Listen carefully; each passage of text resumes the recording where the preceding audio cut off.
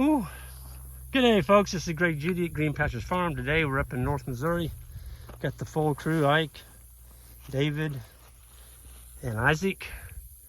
You're sweating a little bit there, David. Yeah, we've been working. It's not super hot today, fortunately. We actually picked a pretty nice day. It is. It's been cloudy. The wind's blowing. There's a front coming in over there. When we left the house this morning, we had 1.25 inches of rain and more was coming down. Yeah. So we needed it pretty bad. What do we got going on here, David? What's this? Well, this is our gate hookup, and it's also our terminal end knot. And one of the critical things I liked about how Greg did it is he didn't cut but one time. So he left himself about 18 inches, maybe 24 inches, almost 2 feet of extra wire. He came up, he went around once, he made his hangman's knot. Then he used and that's just making a whole bunch of really tight wraps. And then he came back around and made an extra wide loop, and that's for hooking up the 2 gates. And then came back and crimped it to make his terminal end. And so this is the terminal end for a 200-yard span that's going to serve as the hot wire fence for this, I don't even know what it is, Greg, 6-acre field? Is that There's more than that. More than that? Okay. There's probably 15 acres in here. Okay, 15 acres here, and what's all this dirt you're standing on here? Well, going down the hill. Drew came in here with Anchor City Plumbing, and he does rural installations, and he put in I don't even know the distance between each valve box, Greg. I'm thinking it's about 70 yards. Yeah, it's probably 200 or 300 feet there. There's one about every 200 feet up through there. So take that off. Yeah. What's inside there anyway? Well, let's look. Oh yeah. Oh yeah, deep down in there. It's kind of hard to see. I can see it. Yeah, just gotta pop it open. That's the little place on. Oh yeah. Quick connect couplers down in there. That's about a little over 2 feet. So you put that cap on there to keep a possum or a coon or a snake. And in the winter time, that's going to keep it from freezing down in there. Well, boy, these are some attractive looking posts. They sure are. Well, look how straight that is. Oh man, I just like popping. So David, you stepped these off. How far did we space the posts? We put them 11 paces apart, so a little over 30 feet. So about 33 feet. Yeah. And these are the 4-footers, pre-sharpened, timeless posts, pre-drilled. What we did, folks, is I basically donated this wire to the lady who worked for. We had a bunch of it that we rolled up, and it had splices in it, steel splices. And they were going to go through that hole, but it was going to be tight. And so to save time, we just wired it to the outside. That's what's so beautiful about these timeless. You can go on the outside or you can go on the inside. If this had been a virgin roll of high tensile wire, we'd have ran it through the middle. Yeah. But you drove them in the ground 16 inches. That's a 4-foot post. And these are the 1.5 inch 4-footers. Pre-drilled, pre-sharpened, and no painting. And how long, to be honest, how long did it take us to put up this stretch? Half an hour, maybe. Maybe? Yeah. It's a good jag over to the top of that hill. More than 200 yards. 300 yards. I'll get to the side here and kind of do a telescope on that. It goes up the hill and it goes down the hill.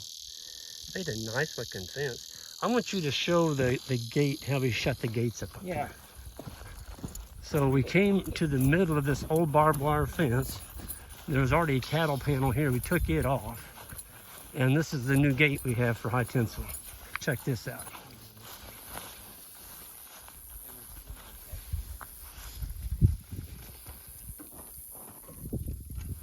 So you got an old iron side. That's what that is, some Powerflex fence. The best handle there is in the world. Here's your other old iron side. Check that out. And what we've got here, folks, is a piece of 170,000 PSI high tensile wire backed up with poly tape. Poly tape for the visibility. Halfway through the poly tape, we did a half hitch on each side, and that way when the cattle come in the side that I'm standing on, David, you can open this one. And now that he's opened it, folks, it's cold. You throw that on the ground, cattle go through. You've already got your first snap cup right there for your water, and you got your reel going across the field there. You're ready to go. So the young lady is going to be able to graze all the way up through this farm make a circle. It's an L shape. We got a gate at the far end. She can run through the gate and come back down this side. And you want to open this gate? Yeah. And then they come right out this gate. Right there. Okay, you can go ahead and put those. Just, yeah, you can leave them open. Just leave them open. This is an important fact right here, folks. You want a steel crimp with a loop on here. See, when it's open, this is cold. And this way you won't break your wire. Open, open, open, open. Open and shutting, open and shutting. You're not bending anything. And that is a 5-foot fiberglass rod that we use. They're awesome. You can drive that in the ground 2.5 foot and you got a nice spring. And the old Ironside handle does have a spring in it. Right here. There's a spring inside that handle, and it's a heavy duty handle. You can drive over that with a tractor, you're not gonna hurt it. Powerflex Fence sells those. Old Ironside. It's a great handle. I mean, it's got the finger grips on it. There's no chance of you getting shocked. It's just, man, they've done a good job on that handle. I love them. We put all this in, folks, in 30 minutes. Now we're getting ready to go down the hill. Drew, our plumber, got into some nasty rock going down this hill, but he persevered and dug through it. He dug through it, and it took him, I tell you how hard-headed and determined this young man is. It took him all day to go 150 feet. I'm gonna show you what he went through. You talk about rock. See, we gotta drive posts in this. I'm holding my breath that we did bring a steel bar where we've got the big driver. We can run the steel bar into the rock and maybe bust it and then put our timeless post in it. I mean, look at this.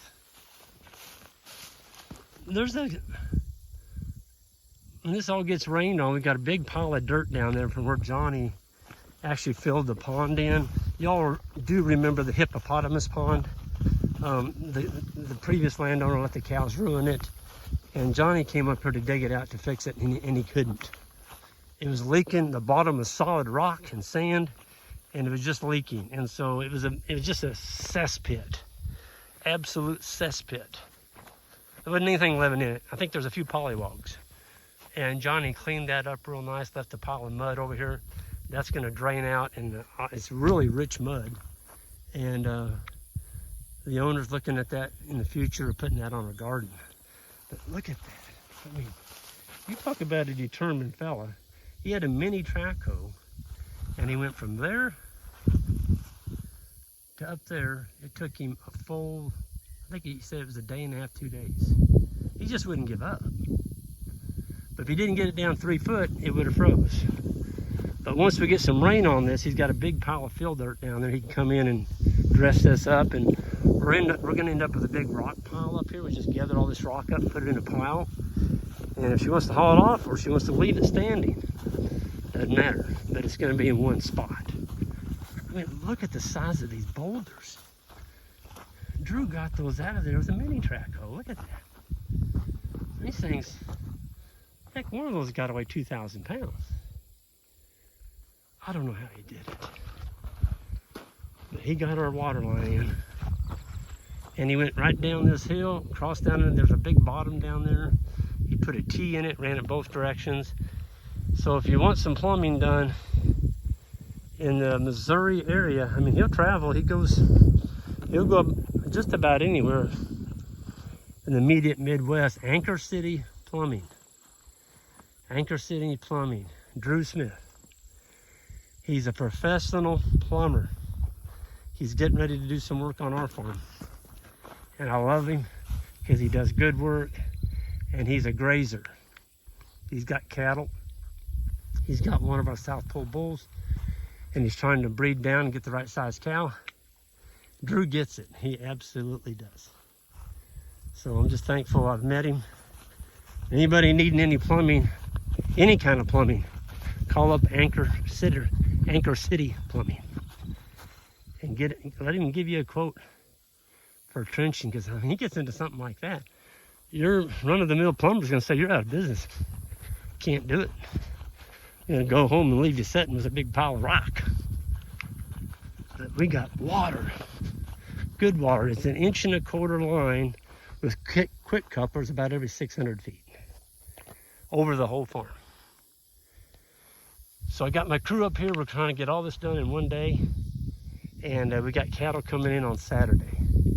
So we're kind of under a watch here, and I need to get going.